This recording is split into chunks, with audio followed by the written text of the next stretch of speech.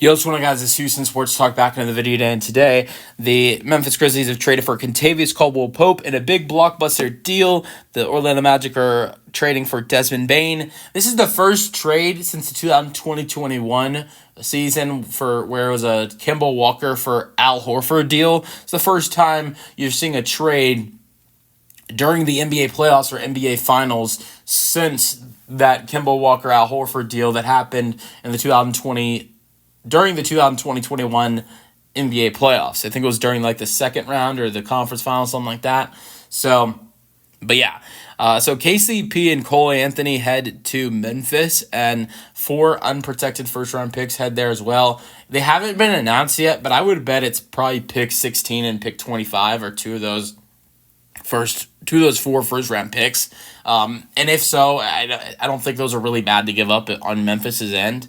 On Orlando's end, because, I mean, those are one's a mid first-round pick, in the middle of the draft, a little bit over the middle of the draft, and then the second one is pick 25. It's literally the bottom of the draft. So it's there. You're not seeing a lottery pick involved in this deal if Memphis gets both Orlando's picks, but that's still good for Memphis to get 2 first-round picks in this year's draft, because they do not have any first-round picks in this year's draft before this trade.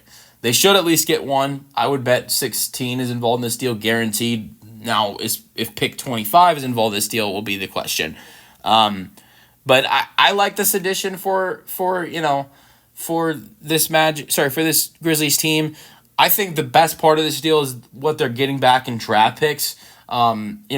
Getting probably 2 first-round picks in this year's draft at 16 and 25, then 2 future first-round picks and a pick swap. So I really like the part of the deal for Memphis where they're getting all the draft picks.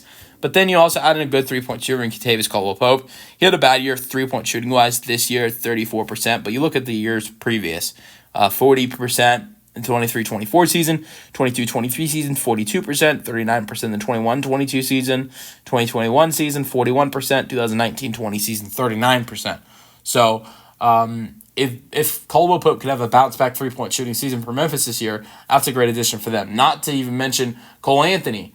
He averaged 9 points per game. That was the first year of his career where he did not average double-digit points per game.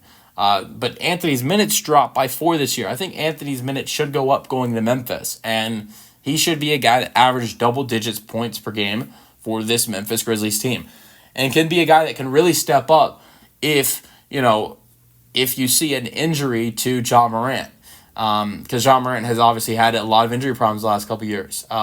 He has not played. I read something like he's not played like 7 straight games since like the 2022-23 season or something like that. So maybe it was a 21. I think it was a 22-23 season I read, but Anthony